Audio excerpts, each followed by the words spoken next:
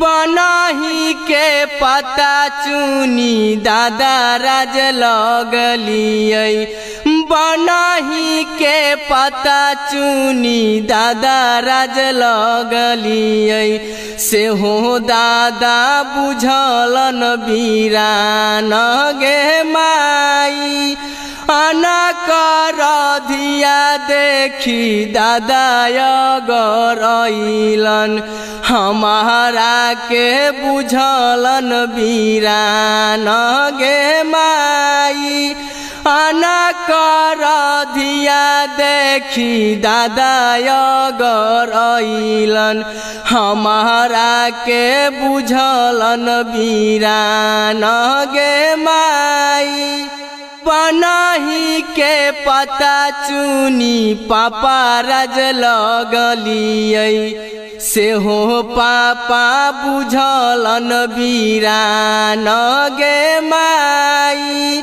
बनही के पता चुनी पापा राज लगलियै। से हो पापा बुझलन बीरान गे माई।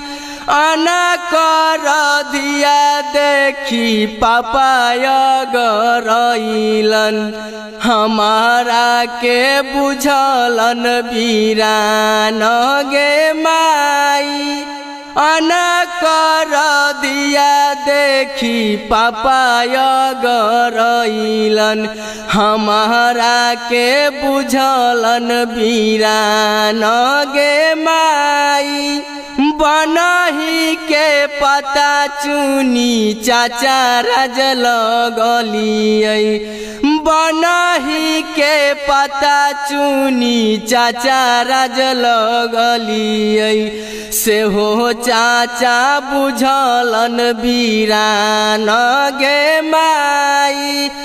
अनकर धिया देखी चाचा गरइलन। अनकर धिया देखी चाचा गरइलन।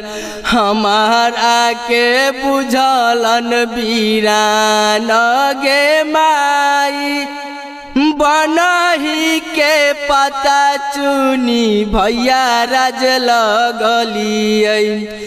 बनही के पता चुनी भैया राज लगलियै। से हो भैया बुझलन बीरान गे माई। अनकर धिया देखी भैया गरइलन। हमारा के कइलन बीरान गे माई।